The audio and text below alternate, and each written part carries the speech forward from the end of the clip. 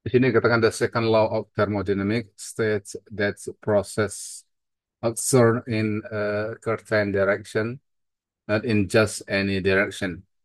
Physical process in nature can proceed towards equilibrium spontaneously. Artinya, hukum kedua termodinamika mengatakan atau menjelaskan proses terjadi dalam arah yang tertentu, arah tertentu. Jadi bisa arah ke kiri, ke kanan,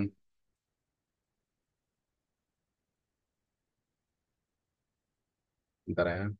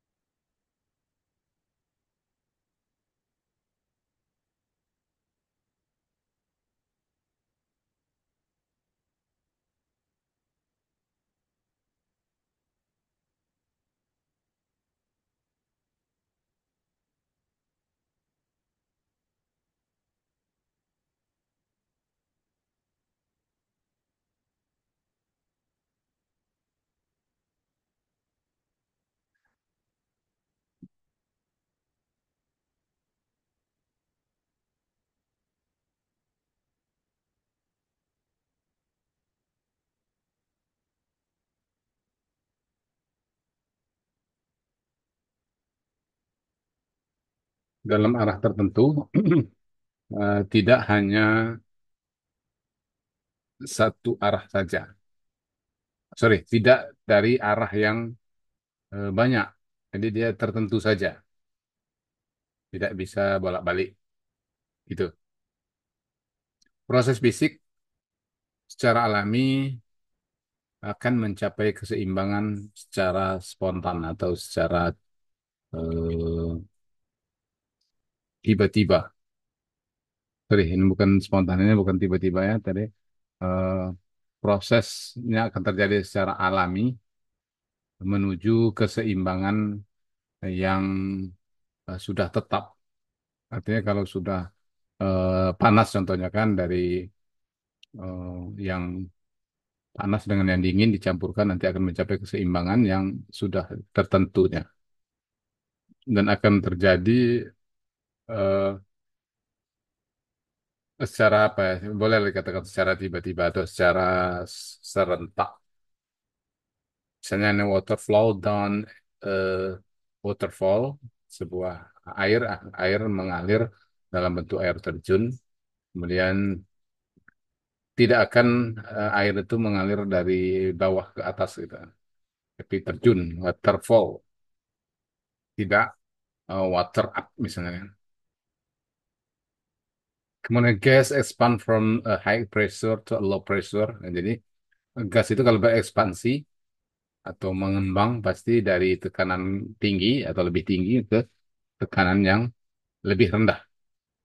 Kemudian panas juga mengalir dari high temperature atau temperatur yang panas atau tinggi to a low temperature. Jadi ke temperatur yang lebih rendah. Itu proses yang terjadi menurut hukum termodinamika kedua ini. Jadi tidak akan terjadi dalam arah dari contohnya di panas mengalir dari temperatur tinggi ke temperatur rendah dan kemudian dari temperatur rendah panas juga mengalir ke temperatur tinggi. Tidak. Tapi nanti ada penjelasannya untuk mengenai mesinnya, ada mesin panas, ada juga mesin pendingin atau refrigerator.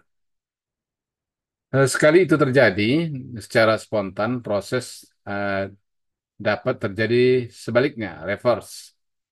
Sebaliknya, tapi eh, hal itu tidak akan secara spontan terjadi secara apa ya, secara alami.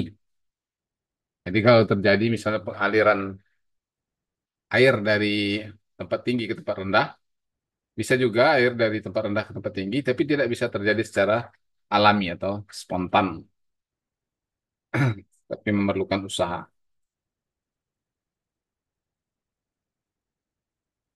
Bisa juga water can be collected in a water wheel, cause a shaft to rotate. Jadi bisa juga dia di air terjun tadi dikumpulkan dalam satu eh, penampungan air, kemudian memutar suatu poros untuk berputar seperti turbin air. Atau juga coil a rope onto the shaft and lift a wake. Jadi seperti per. Per itu jika dia sudah digulung, kemudian dia akan mengembang lagi. Nah, seperti kalau Anda mungkin tahu pintu garasi biasanya bisa ditarik ke bawah, kemudian nanti dia akan, kalau kita lepaskan, dia akan menarik lagi ke atas, dari bawah ke atas. So the energy of the falling water atau air terjun tadi is captured as potential energy, itu menangkap energi potensial yang kepada eh, berdasarkan kepada massa dan ketinggian daripada air tersebut. Massa dan ketinggian daripada air tersebut. Sehingga ada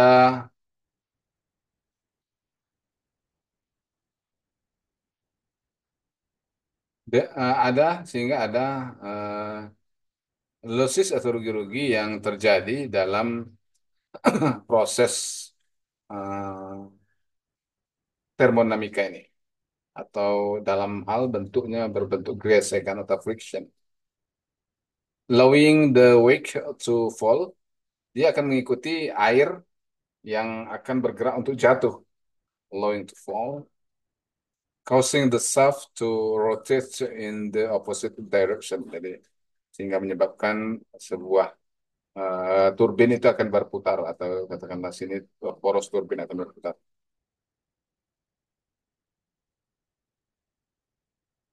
Tidak akan memompa semua air kembali ke tempat air terjunnya tadi. Proses yang spontan bisa terjadi hanya dalam satu arah atau particular direction, arahnya dari atas ke bawah kalau air terjun ya kan. Kalau the first law of thermodynamic atau hukum satu termodinamik itu memberikan pernyataan atau informasi bahwa dia bisa terjadi dalam arah siklus seperti bolak-balik. Nah, bolak-balik ya. And the first law of thermodynamics, no information about direction. It states only that when one form of energy is converted, jika satu bentuk energi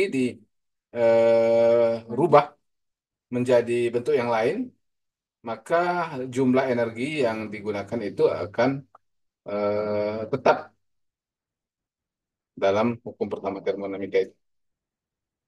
Kita mengetahui bahwa secara dalam pengalaman kita lah, dalam kehidupan sehari-hari, bahwa yang eh, panas dapat mengalir secara spontan dari tekanan, dari temperatur tinggi kepada temperatur yang rendah, itu sudah pasti. Kalau air dicampurkan panas dengan dingin, nggak mungkin yang panas tadi akan hasil campuran itu akan menjadi lebih panas, tidak. Tapi pasti dia akan mencapai kesetimbangan antara dua suhu tadi.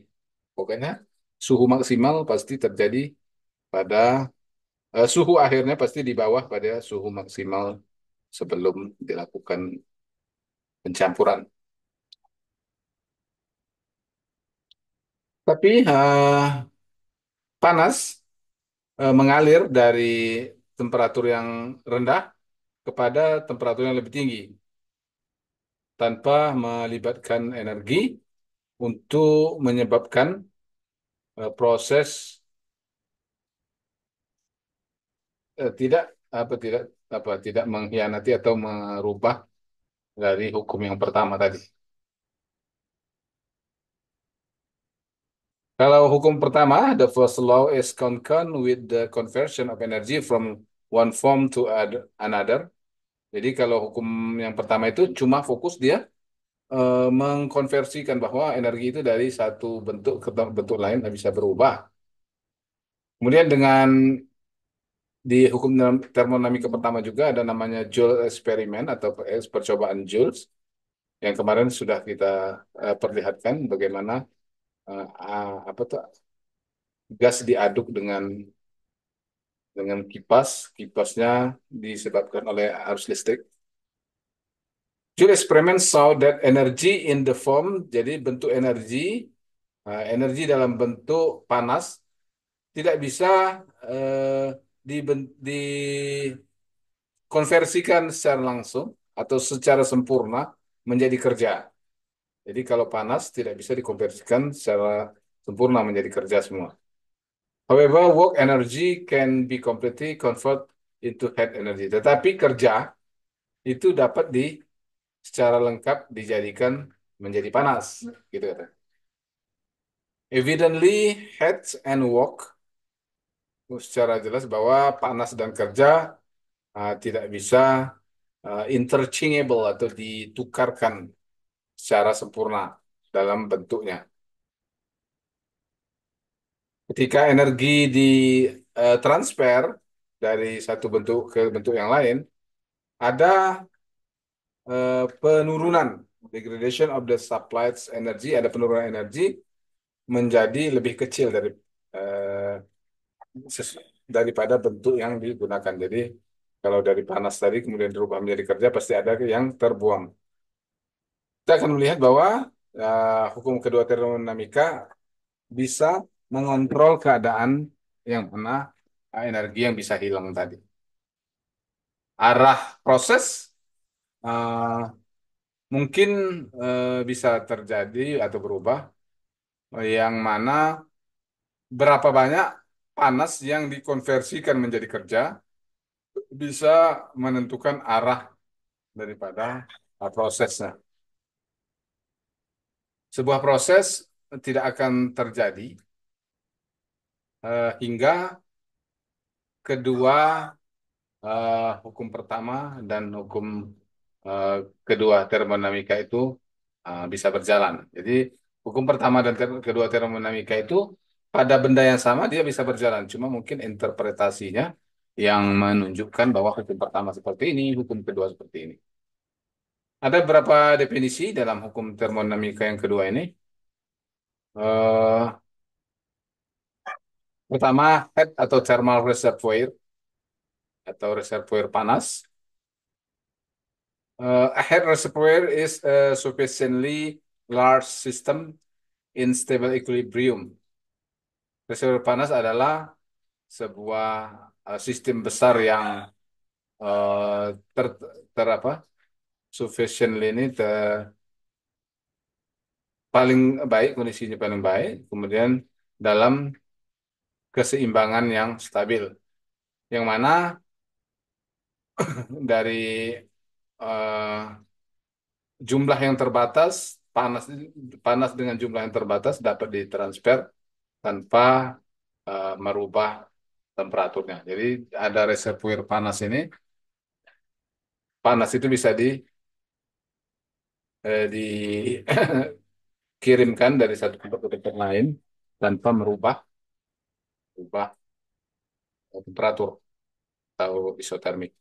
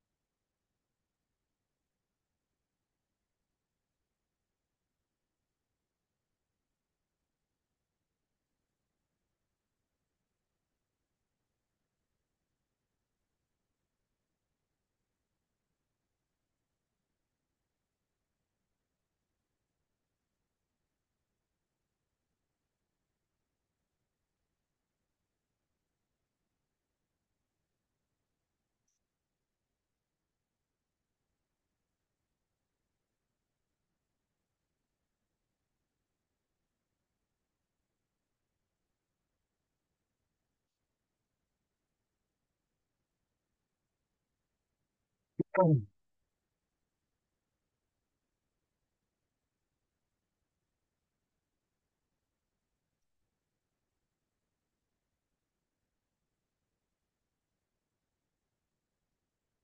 ada namanya work reservoir.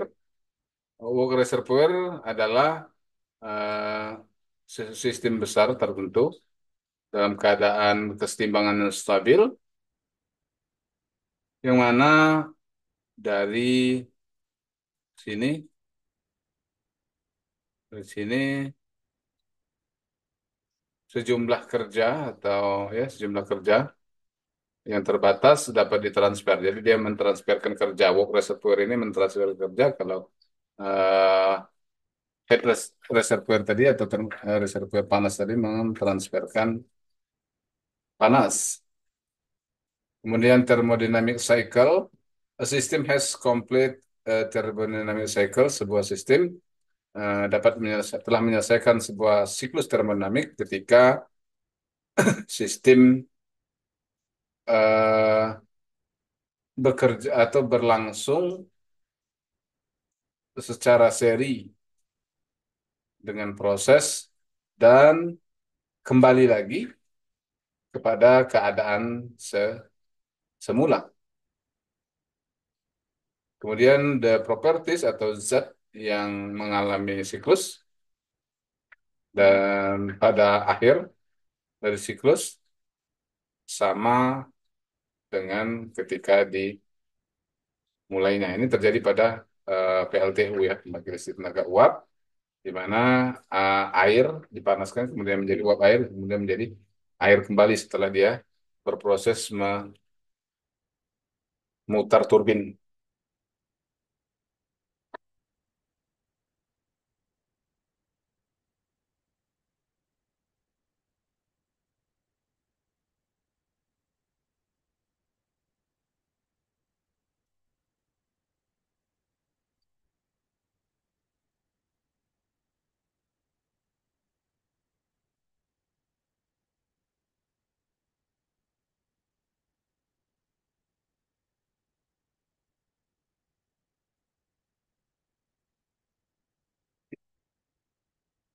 Kemudian ini adalah eh, sejumlah siklus apa tuh tekanan F sama dengan PI, kemudian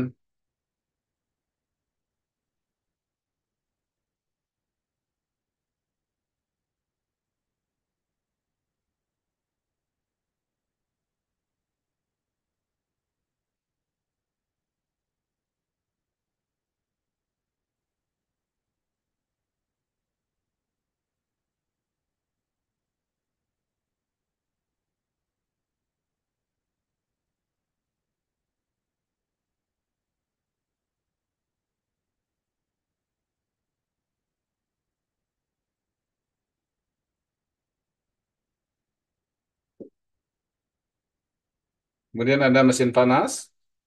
Mesin panas adalah sistem sistem operasi daripada termodinamika pada siklus termodinamika yang mana panas murni ditransfer atau dikirimkan, dipindahkan dari eh, kerja yang dihasilkan atau kerja yang dikirimkan. Jadi kerja tadi akan eh, terjadi berdasarkan perpindahan panas dari reservoir panas ke reservoir dingin akan menghasilkan kerja di tengah-tengah. Seperti ini. Ini mesin uap, gambaran mesin uap itu seperti ini.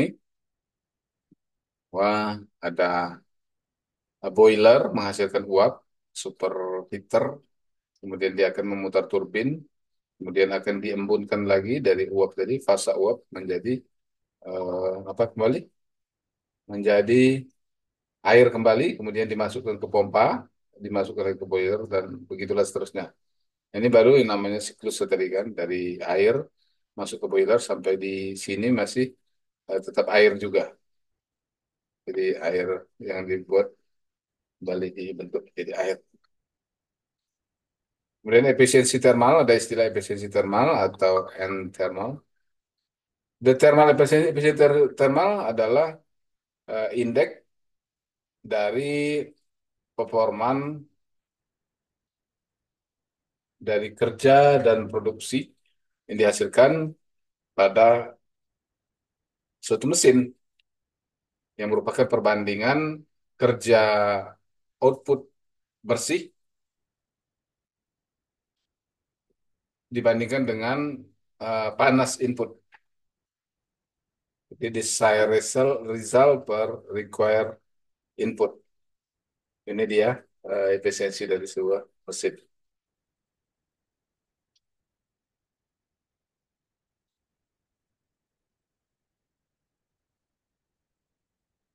Untuk sebuah mesin panas,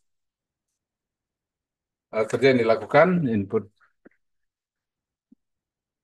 seperti ini. Jadi efisiensinya eh, efisiensi termalnya adalah kerja bersih, kerja output bersih dibagi dengan kerja dengan kalor input. Kerja output dibagi dengan kalor input itu rumusnya. Jadi kalor itu apabila dia menghasilkan kerja baru dia dihitung sebagai performan dari mesin panas ini. Kemudian kerja bersih, kerja output bersih sama dengan kerja output dibagi dengan kerja input. Kerja input itu kerja ataupun kalor yang dimasukkan kepada mesin tadi untuk menghasilkan panas. Kalau dalam mesin uap itu adalah batu bara, jumlah batu bara yang digunakan untuk mengangkut batu bara, menginputkan batu bara ke dalam boiler dan juga memompa air kepada boiler itu juga merupakan kerja input. Sedangkan kerja outputnya adalah ketika turbin itu berputar oleh uap atau kerja uap yang bergerak itu. Sehingga hukum pertama termodinamika menjadi Q net sama dengan Q net in dikurang W net out sama dengan delta U. Kemudian W net out sama dengan Q net in. Ini nih rumusnya. Kita langsung saja yang terakhirnya rumusnya itu W net atau kerja bersih sama dengan kalor input dikurang kalor output. Kalor output itu kalor yang pindah ke reservoir dingin.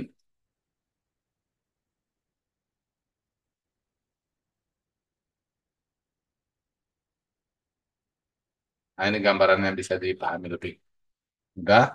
Ini reservoir panas, atau TH. Kemudian dia memutar turbin. Kemudian nanti didinginkan lagi di reservoir dingin ini. Nah, berapa temperatur terakhirnya ini? Itulah temperatur sisa merupakan hasil dinginan yang mana kerja dilakukan untuk memutar turbin itu pasti lebih besar daripada suhu atau kalor di reservoir dingin.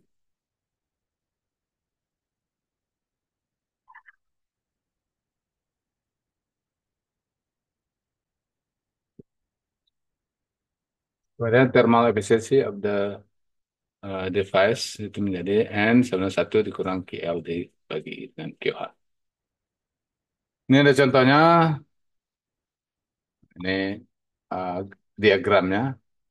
Di kondenser ini bahwa terjadi pelepasan panas. Nah, jadi kalau di mesin uap, mesin tenaga uap itu di kondenser ini dia didinginkan dengan menggunakan suhu biasanya suhu air laut atau ya suhu air laut. Makanya dia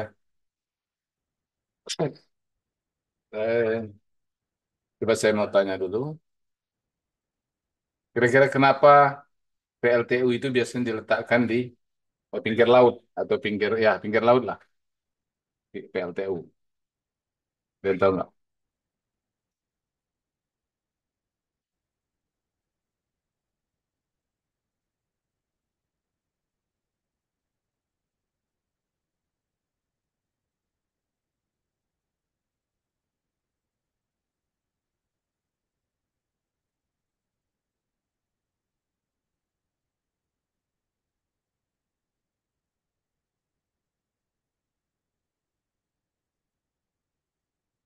Dan tahu kenapa?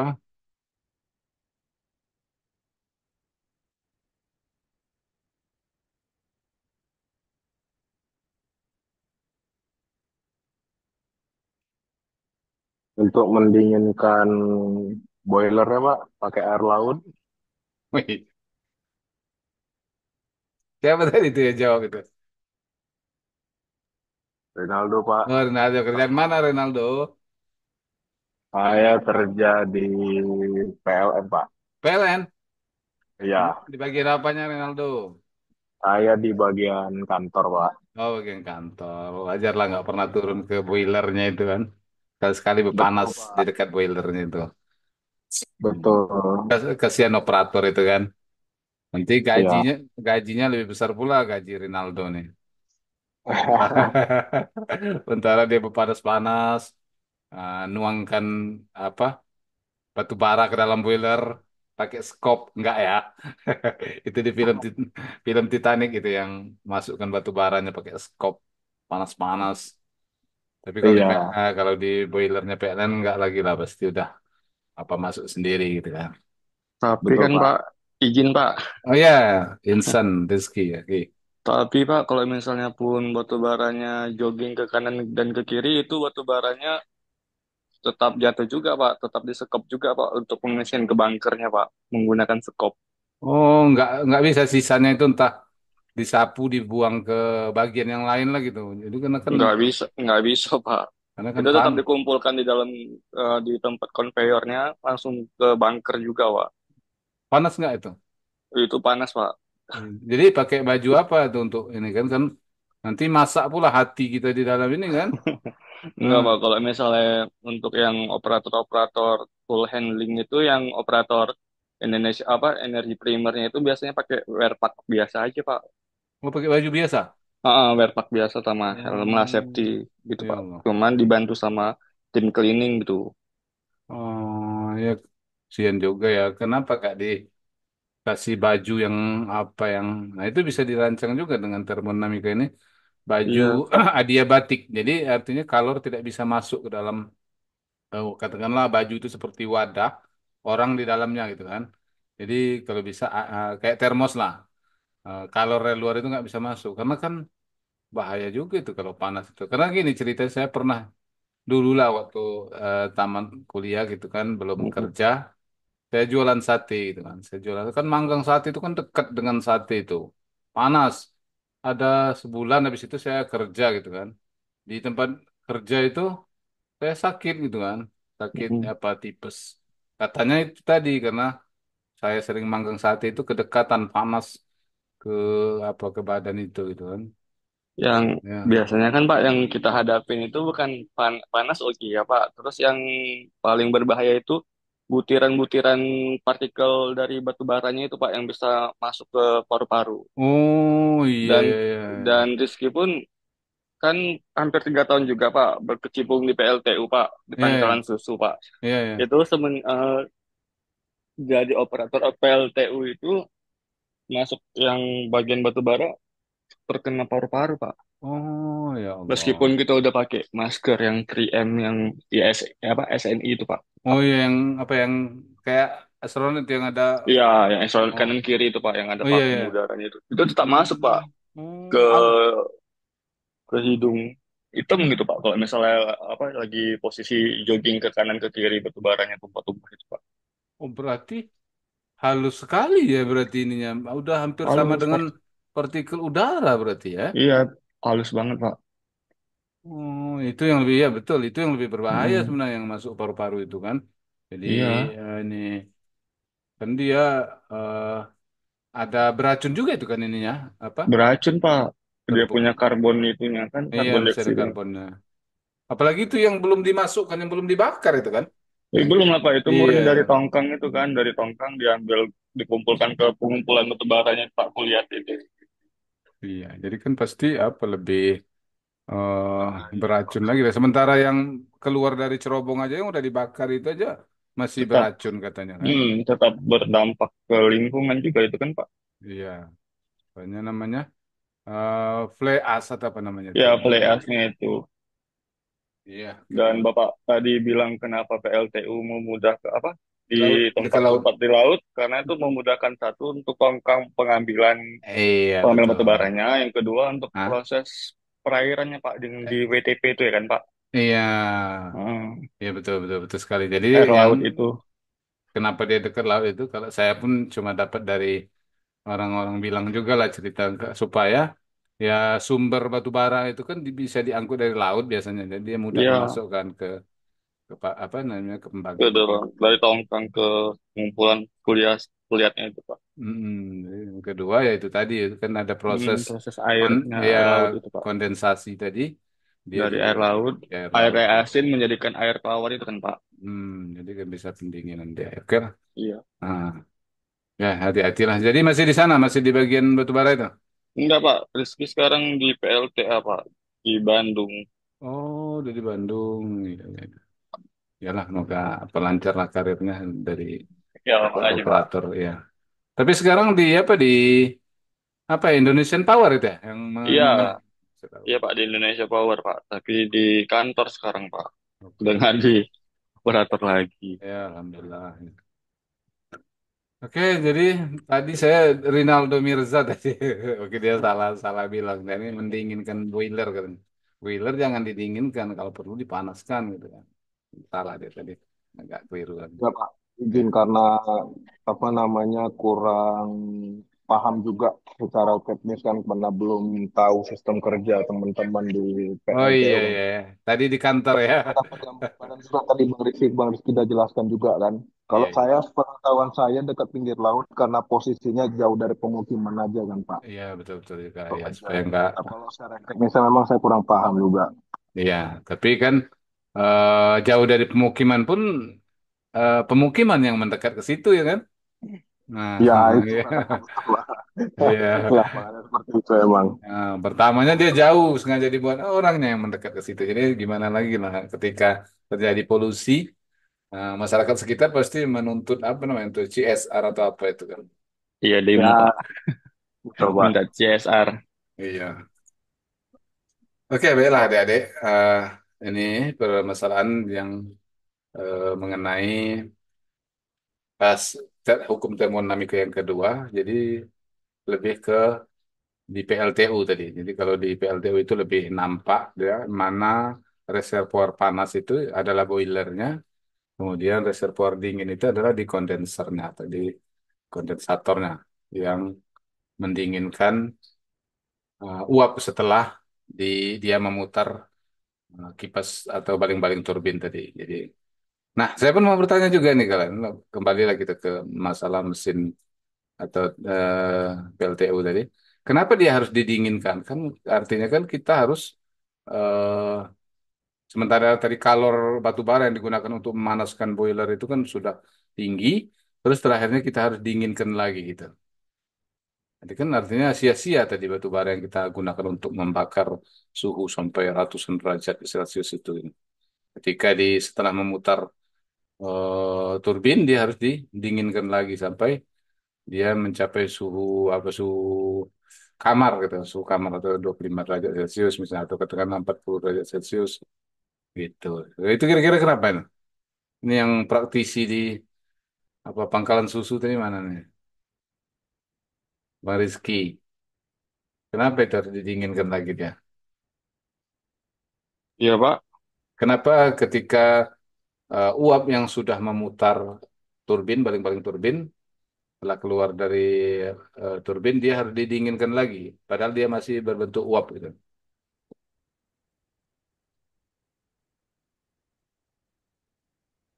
Kenapa tidak itu aja dipanasi? Katakanlah kalau suhunya udah 150, untuk mencapai suhu 300 tinggal 150 derajat lagi kalor dibutuhkan. Tapi kalau sudah menjadi 50, harus 250 derajat kalor yang dibutuhkan gitu kan. Kenapa dia ini apa harus didinginkan dulu di kondenser di sini di bagian ini di kondenser setelah memutar eh, turbin. Ada yang lain yang tahu yang apa? Kenapa secara teori dia harus didinginkan lagi?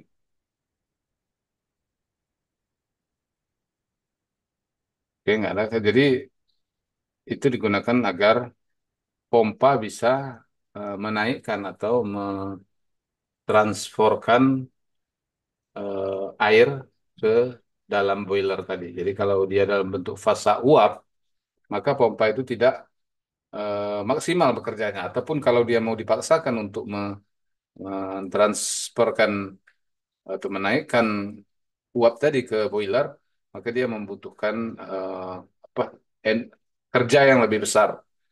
Sementara di mesin uap itu sendiri, kerja yang dilakukan pompa itu menjadi kerja apa input kerja yang diberikan kepada pembangkit.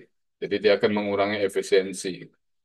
Sementara efisiensi dari PLTU sendiri ini terkenal efisiensi sangat rendah dia kan untuk sebuah sistem tenaga dibandingkan dengan apa PLTD misalnya atau PLTA gitu kan termasuk yang paling rendah karena dia apa memanaskan air apa fluida yang air. Makanya ada pembangkit listrik tenaga uap sekarang yang menggunakan fluida yang kan air supaya untuk menaikkan efisiensi juga supaya eh, ketika dipanaskan tidaklah harus mencapai suhu supersaturasi baru bisa eh, memiliki energi untuk menggerakkan turbin. Tapi mungkin dengan suhu 70-80 derajat dia bisa sudah saturasi zatnya ini sehingga dia bisa memutar turbin seperti itu.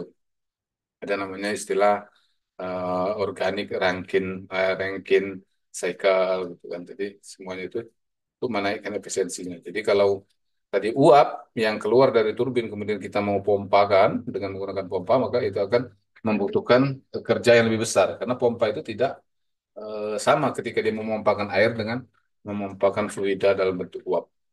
Karena uap itu dia mempunyai eh, ke apa entalpi yang tinggi ya, atau kerenggangan daripada fluidanya. Jadi berbeda dengan air yang memiliki kerapatan dalam fluidanya hingga dia bisa digerakkan melalui baling-baling pompa. Sementara tuh uap tadi itu lebih susah sehingga dia harus membutuhkan energi yang lebih besar atau kerja yang lebih besar untuk memutar pompanya.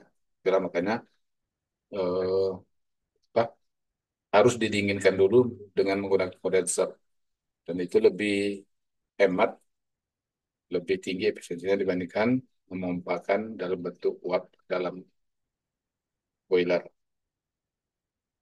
Ini ada rumus-rumus mengenai hukum termodinamika kedua ini sudah begitu besar. Ini ada eh, refrigerator.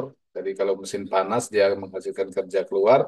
Kalau refrigerator ini menarik kerja dari luar untuk memindahkan panas dari benda yang dingin atau reservoir dingin. Jadi, kalau tadi arahnya ini ke kanan, yang apanya ini ke kanan gini tadi. Kalau sekarang dia ke kiri karena dia menarik menarik kerja.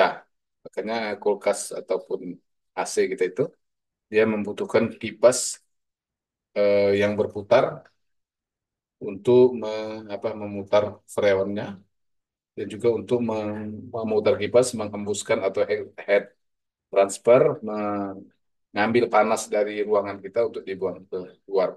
Begitu juga kulkas untuk menarik panas yang ada dalam ruang kulkas itu untuk dibuang keluar. Jadi dia membutuhkan kerja. Sementara kalau tadi mesin uap tadi dia menghasilkan kerja dari memutar turbin tadi. Jadi kalau ada perbedaan mesin panas itu di pembangkit listrik tenaga uap, sedangkan mesin eh, dingin itu atau refrigerator itu pada AC ataupun pada kulkas atau refrigerator kita. Oke, dari saya kira pertemuan kita untuk apa kesempatan siang hari ini cukup sampai di situ saja. Nanti kalian jadi bisa pelajari lagi, bisa berekspresi lagi dengan membaca literatur mengenai hukum termodinamika yang kedua. Oke ya, sampai di sini aja. Terima kasih atas perhatiannya. Saya mau screenshot dulu untuk absen laporan saya. Terima kasih. Satu, dua, tiga. Ya. Demikian, saya akhiri ucapan. Assalamualaikum warahmatullahi wabarakatuh. Mohon izin. Waalaikumsalam warahmatullahi wabarakatuh. Wabarakatuh. Izin. Terima Ya, sama-sama.